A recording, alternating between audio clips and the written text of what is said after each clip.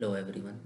So basically आज हम discuss करने वाले हैं ऑर्डर 5 ऑफ सीपीसी जो कि बात करता है इशू एंड सर्विस ऑफ समन की। सो इसमें बेसिकली 30 रूल हैं और हम सारे रूल्स को देखेंगे और इसका रूल 1 से लेकर के रूल 8 जो है वो बात करता है कि आप जनरल प्रोविजंस होंगे समन इशू करने के। ठीक है, तो हम सबसे पहले रूल 1 देखते हैं। रूल 1 बात करता है समन्स की। तो रूल 1 कहता है when a suit has been duly instituted a summon may be issued to the defendant to appear and answer the claim and to file the written statement of his defense if any within 30 days from the date of service of summon on that defendant। So basically rule 1 का सब rule 1 ये कहता है जब कोई suit institute हो जाता है तो उसके बाद कोर्ट समन इशू करती है डिफेंडेंट को। समन इशू होने के बाद डिफेंडेंट को अपीयर होना पड़ेगा कोर्ट में और रिटर्न स्टेटमेंट फाइल करना पड़ेगा अपने डिफेंस का 30 दिन के अंदर। सर्विस ऑफ समन मिलने की मतलब जिस दिन उसको समन सर्व हुआ है उसके 30 दिन के अंदर उसको कोर्ट में अपीयर होना पड़ेगा और रिटर्न स्टेटमेंट फाइल करना पड़ेगा। वहीं पे इसका प्रोवाइजो कहता है कि no such summon shall be issued when a defendant has appeared at the presentation of the plaint and admitted the plaintiff claim। तो प्रोवाइजो 1 बेसिकली ये कहता है कि समन इशू करने की कोई ज़रूरत ही नहीं है अगर डिफेंडेंट जिस दिन प्लेंट एडमिट हुआ उस दिन डिफेंडेंट अगर कोर्ट में अपीयर हो गया है तो उस दिन समन इशू करने की ज़रूरत ही नहीं है, क्योंकि डिफेंडेंट को ऑलरेडी पता है कि सूट इंस्टीट्यूट हुआ है उसके खिलाफ, क्योंकि उसके सामने ही सूट इंस्टीट्यूट हुआ है। इसीलिए उस सिनेरियो में कोई भी समन इशू करने की ज़रूरत नहीं है। वहीं पे इसका दूसरा प्रोवाइजो कहता है कि where the defendant fails to file the return statement within the said period of 30 days he shall be allowed to file the same on any such day as may be specified by the court for reasons to be recorded in writing but which shall not be later than 90 days from the date of service of summons। So basically आगे proviso ये कहता है कि जब defendant return statement file करने में fail हो जाता है 30 days के अंदर तो उसको अलाउ किया जाएगा कि वो रिटर्न स्टेटमेंट फाइल कर सकता है और किसी दिन जो कि कोर्ट स्पेसिफाई करेगा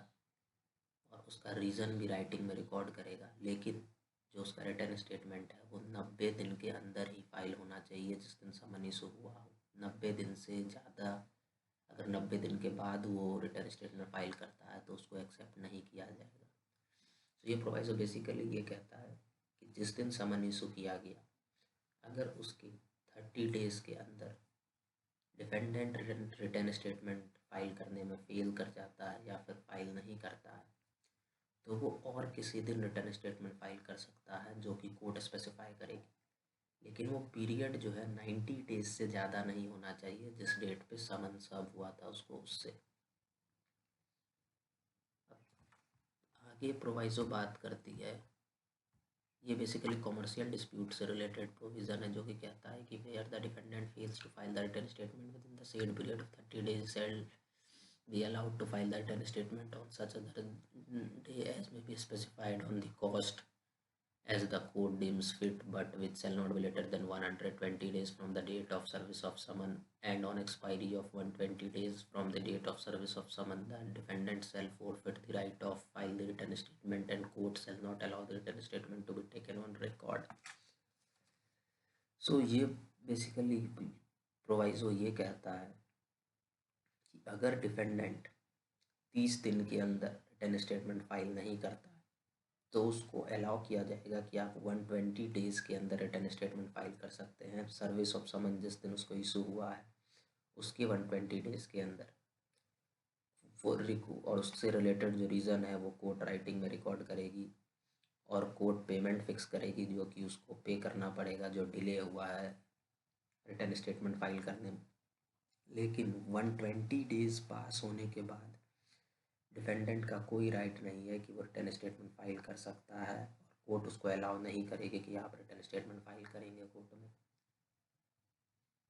सो 120 days के अंदर ही रिटर्न स्टेटमेंट फाइल करना है डिफेंडेंट को। लेकिन ये 120 days का जो प्रोविज़न है ये सिर्फ कॉमर्शियल डिस्प्यूट के केस में अप्लाई होगा, जिससे related provision commercial court act 2015 में मेंशन है। कॉमर्शियल कोर्ट एक्ट 2015 में इससे रिलेटेड प्रोविजंस मेंशन है और सिर्फ कॉमर्शियल डिस्प्यूट में ही ये वाला प्रोवाइजो एप्लीकेबल होगा 120 डेज वाला। वहीं पे सब रूल 2 कहता है कि डिफेंडेंट डिफेंडेंट जिसको समन इशू किया गया है सब रूल 1 के अंदर, वो अपीयर होगा या तो इन पर्सन खुद या प्लीडर के थ्रू, जो कि आंसर करेगा सारे मटेरियल क्वेश्चंस का, जो सूट के जितने मटेरियल क्वेश्चन है सबका आंसर करेगा, या फिर कोई ऐसा पर्सन जिसको प्लीडर के थ्रू लाया गया है कोर्ट में उन सारे क्वेश्चंस का आंसर करने के लिए। तो डिफेंडेंट जिसको समन इशू किया गया है वो खुद अपीयर हो सकता है, प्लीडर के थ्रू अपीयर हो सकता है, या किसी ऐसे पर्सन के थ्रू भी अपीयर हो सकता है जिसको प्लीडर असिस्ट कर रहा हो। सब रूल 3 कहता है कि एवरी सच समन बी साइन, जितने भी समन है वो जज के द्वारा साइन होंगे और ऐसे ऑफिसर के द्वारा साइन होंगे जिसको कि इस काम के लिए अपॉइंट किया गया हो, और उस पर कोर्ट का सील भी होना चाहिए। तो ये था रूल 1 ऑफ ऑर्डर 5। वहीं पर रूल 2 बात करता है copy of plaint annexed to summons. कहता है कि every summon shall be accompanied by a copy of the plaint. कहता रूल 2 ये कहता है कि हर समन के साथ प्लेंट की कॉपी सर्व होनी चाहिए डिफेंडेंट को, बस। रूल 3 कहता है कोर्ट में ऑर्डर डिफेंडेंट और plaintiff to appear in person. Rule 3 ये कहता है कि जब कोर्ट को लगता है कि पर्सनल अपीयरेंस डिफेंडेंट का या प्लेंटिफ का ज़रूरी है, तो कोर्ट ऑर्डर कर सकती है डिफेंडेंट को, the summon shall order him to appear in person in court on the day therein specified. तो कोर्ट बेसिकली ऑर्डर कर सकती है डिफेंडेंट को कि उसको बेसिकली अपीयर होना है कोर्ट में उस दिन जो कि कोर्ट स्पेसिफाई करेगी।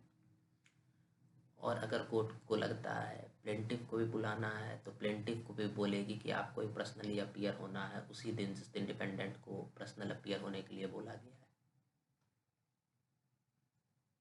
सो बस रूल 3 यही बात करती है कि जब कोर्ट को लगता है कि डिफेंडेंट या प्लेंटिफ के पर्सनल अपीयरेंस की ज़रूरत है किसी सूट में या किसी भी इशू के डिटर्मिनेशन के लिए, तो कोर्ट ऑर्डर कर सकती है समन पे डिफेंडेंट को कि आपको अपीयर होना है इस दिन जो कि कोर्ट स्पेसिफाई करेगी, और सेम वो प्लेंटिफ को भी बोलेगी कि आपको भी उसी दिन अपीयर होना है जिस दिन डिफेंडेंट को अपीयर होना है। अब वहीं पे रूल 4 कहता है कि no party to be ordered to appear in person unless resident within certain limits. तो रूल 4 ये उन पार्टीज़ को एग्जेम्प्ट करता है जिनको ज़रूरी नहीं है कि उनको इन पर्सन में अपीयर होना हो कोर्ट में, उनका जो अपीयरेंस है कोर्ट में उसको ये रूल रोकती है कि उनको कोर्ट में नहीं बुलाया जा सकता इन पर्सन में, अगर ये कंडीशन फुलफिल हो रही है तो पहला कंडीशन ये कहता है, तो सब इसमें फर्स्ट लाइन ये कहती है कि किसी पार्टी को ऑर्डर नहीं किया जा सकता कि आपको इन पर्सन अपीयर होना है जब तक आप कोर्ट के ऑर्डिनरी ओरिजिनल जुरिस्डिक्शन में ना रहते हो। दूसरी बात, अगर आप कोर्ट के ऑर्डिनरी ओरिजिनल जुरिस्डिक्शन के बाहर हो तो कोर्ट का जो हाउस है उससे आप 50 माइल से ज़्यादा के डिस्टेंस पे ना हो, ठीक है। दूसरी बात, कोर्ट का जो हाउस है उससे आप 200 माइल्स के डिस्टेंस से ज़्यादा पे ना हो, और जो 200 माइल्स का डिस्टेंस है वो कवर हो रहा हो कोई भी रेलवे के थ्रू या फिर दूसरे पब्लिक ट्रांसपोर्ट के थ्रू, जो कि आप देख सकते हैं यहाँ लिखा हुआ है। But at the place less than 50 और where there is railway steamer communication exist then less than 200 miles distance from the court house. तो बेसिकली 50 माइल्स अगर आप कोर्ट के जुरिस्डिक्शन से बाहर है लेकिन आप 50 माइल्स के अंदर है तो कोर्ट आपको बुला सकती है। अगर आप कोर्ट के जुरिस्डिक्शन के बाहर हैं लेकिन आप 200 माइल्स दूर है तो उस बीच में पब्लिक ट्रांसपोर्टेशन अवेलेबल होना चाहिए। आप पब्लिक ट्रांसपोर्टेशन अवेलेबल होना चाहिए कोर्ट हाउस और आपके बीच में, जिससे कि आप आसानी से कोर्ट आ सके। लेकिन अगर आप इससे दूर रहते हैं या फिर आप 50 माइल से भी दूर रहते हैं जहाँ पे कोई ट्रांसपोर्ट वगैरह नहीं है तो आपको आने की ज़रूरत नहीं है। अब हम रूल 4 के साथ हम हमेशा याद रखिएगा कि सेक्शन 132 और 133 ऑफ सीपीसी को भी हम ध्यान में रखेंगे, जो कि बात करती है जो कि 132 बात करती है कि अगर कोई विमेन है और उसका कस्टम उसको अलाउ नहीं करता पब्लिक में अपीयर होने के लिए, तो उसको भी कोर्ट इन पर्सन नहीं बुला सकती है। दूसरी बात करती है 133 बेसिकली कुछ लोगों को एग्जेम्प्ट करती है कोर्ट में पर्सनल अपीयरेंस से, जैसे कि president, vice president, governor, administrator of UT, speaker, chairman, minister, जजेस of supreme court and high court,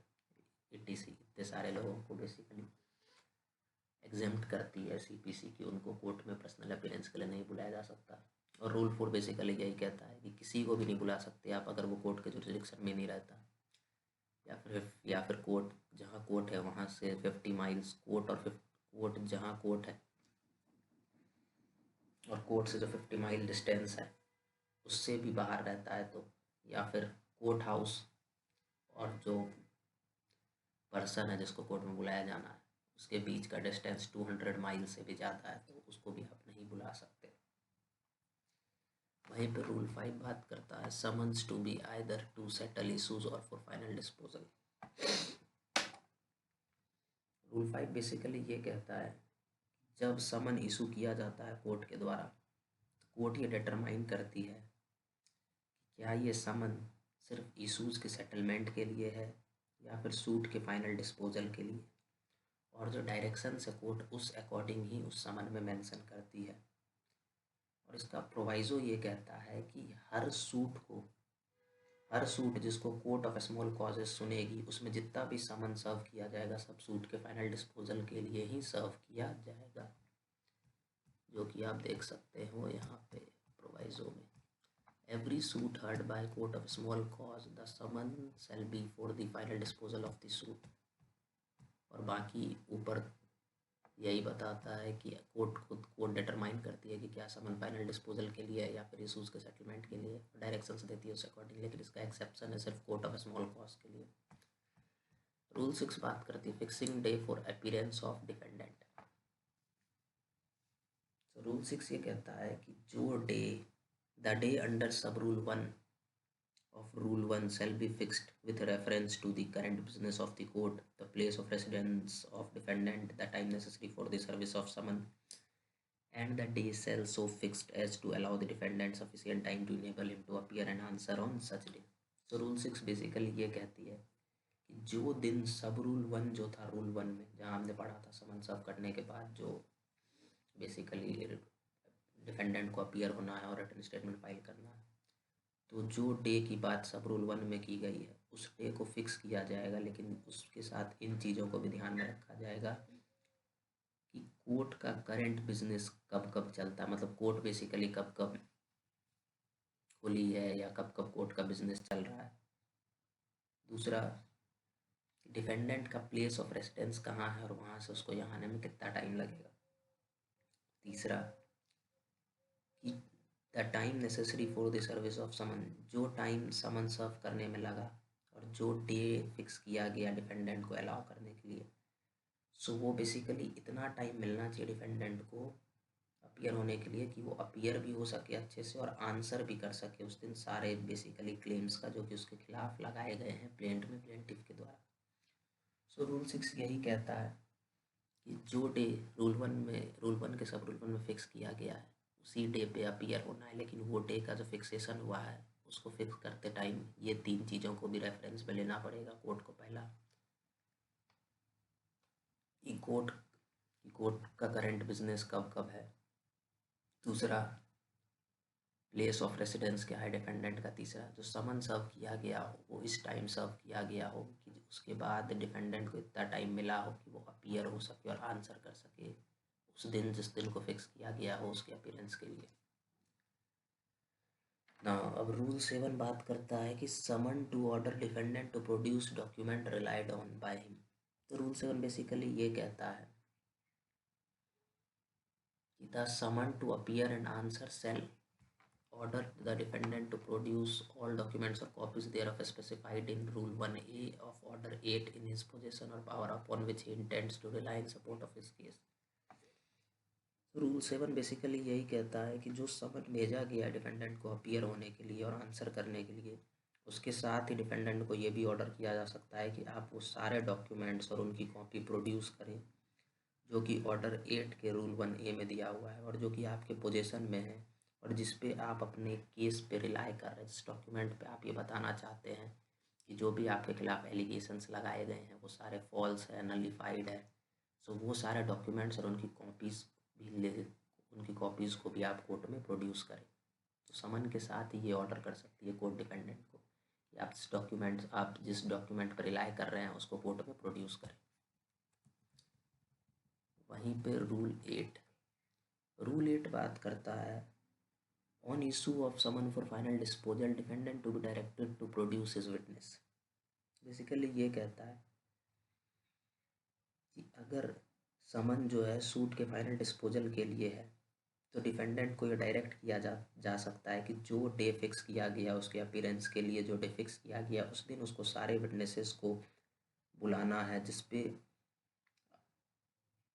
पे उसका केस रिलाई कर रहा है। सो रूल 8 बेसिकली यही कहता है कि where the summon is for final disposal of the suit, जब समन सूट के फाइनल डिस्पोजल के लिए हो तो it shall also direct the defendant to produce. तो फिर उस समन में डिफेंडेंट को डायरेक्ट किया जा सकता है कि आप प्रोड्यूस करें उन सारे विटनेस को